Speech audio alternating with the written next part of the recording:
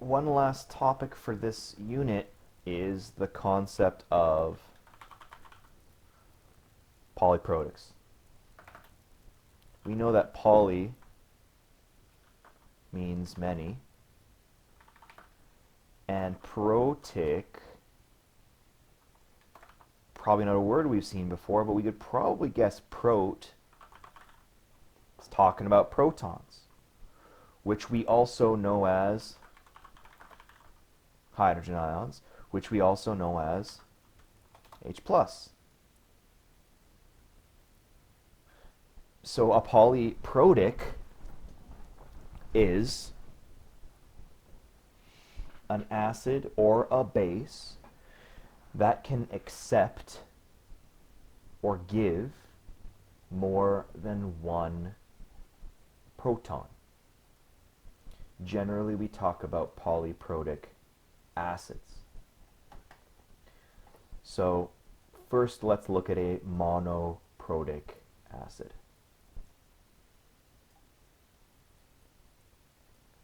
Let's react it with water. We're going to get our old standby Mr. H3O plus and whatever ion is left over, which is an NO3, nitrate ion minus. And these are all aqueous. That guy's a liquid because it's water. That guy is aqueous. So this is a monoprotic acid. Why? Because it's given up one proton, and if you look at the leftover ion, it can't give any more H pluses. Like I can't, there's no way. It's tapped out.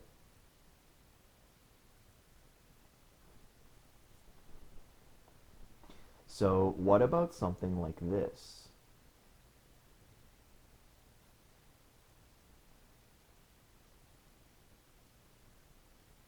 This is our boy sulfuric acid.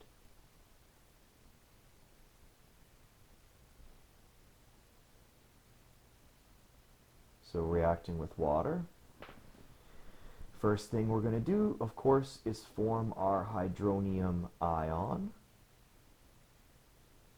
And then what's left is going to be HSO4, which is also called a hydrogen sulfate ion, also in some circles known as a bisulfate ion.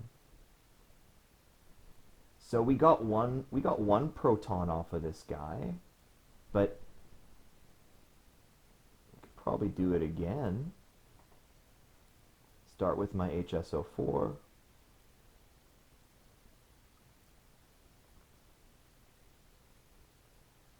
And this can react with a water molecule again, another water molecule in your solution. And don't worry, you're never going to run out of water molecules in a solution, because there's a lot. And this can form another.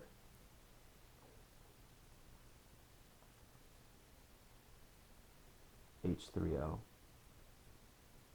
Oops. And now we have an SO4 2 minus, a sulfate ion. And now this guy's tapped out. One thing about sulfuric acid, which is this acid right here, the very first H plus that it drops is coming off 100% of the time. The second H that it drops does not come off 100% of the time. So the first H is a strong acid, and the second one is a weak acid. And this is a trend that you see. The first H to come off is always stronger than the rest of them. Let's look at a weak acid that can do the same kind of move. So, since this guy gave out two H's,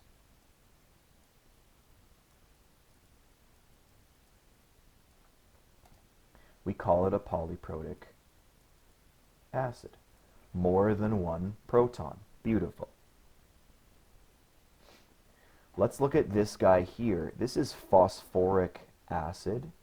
And phosphoric acid, an acid that was used to, it's used to etch teeth. Like if you get a filling, oftentimes the drill, when they're drilling your teeth out, it leaves a very smooth surface where it's drilled because the drill bit, the diamond drill bit is very fine. And smooth stuff is not good for adhering. Like it's very slippery on a small scale. So if you put a filling in just right on top of right where you drilled, the filling will fall out, which yeah, you really don't want that to happen. It sucks. So what do?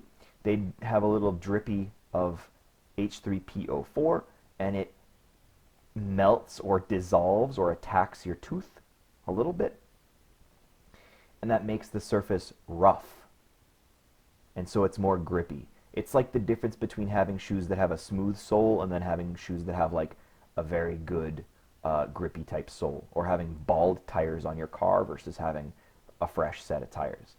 So the grippiness of the tooth after you've put H3PO4 on it means that it's going to hold the filling much better. Just a little interesting aside. A lot of these chemicals, like, we use them for things. It's not just here's a molecule that you're never going to hear about. A lot of the times, they actually do stuff. So our first reaction with water, of course, is going to form a hydronium, and it's going to form a dihydrogen phosphate ion. Do you need to memorize it? No. Just look at what's going on. You're reducing the amount of H's that this molecule has by 1, and you're reducing the charge by 1. You're increasing the number of H's this guy has, and you're increasing the charge by 1. Simple. Now, unfortunately, this is a weak acid. Oops. Woo. Let's not do that. Let's not get too carried away.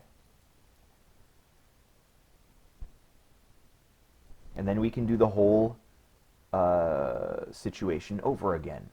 So now we have H2PO4 minus reacting with a water molecule.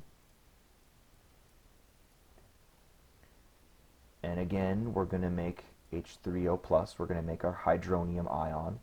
Acids are always doing that. That's like literally the point of an acid. It makes a hydronium.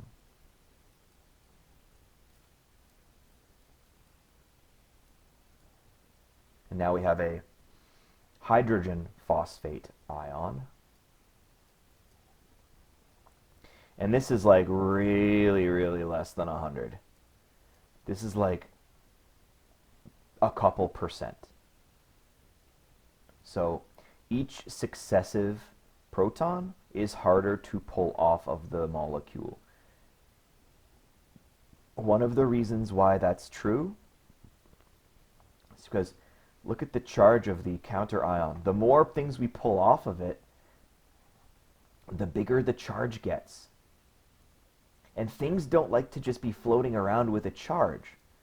They really want to have their charges stabilized. So each successive proton we pull off is making a more charge difference, called a charge differential. And that charge differential, the pluses want to be with the minuses, and eventually you're kind of out of luck, and they'll start to come back together. That's why this number is not 100.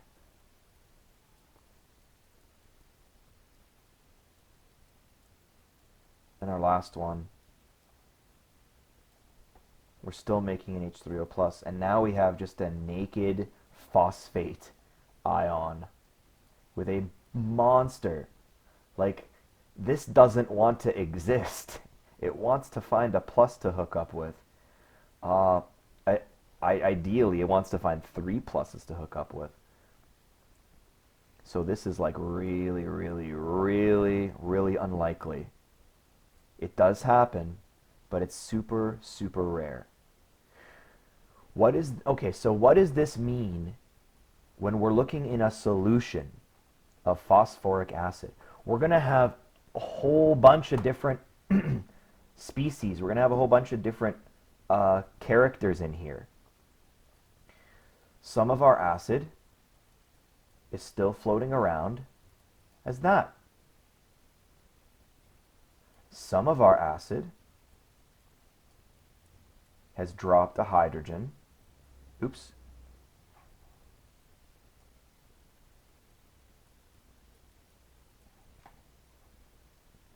So it's in this form. Some of this acid is in this form.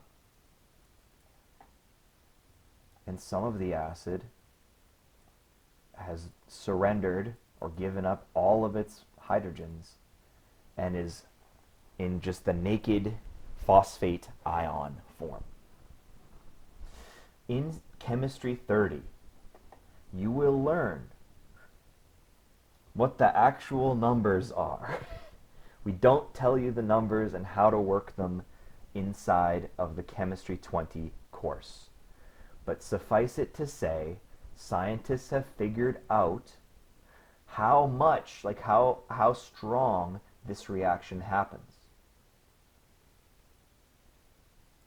Meaning that we can quantify, we can say, oh, here's how much of this we should expect in a solution. Here's how much of this. Here's how much of that.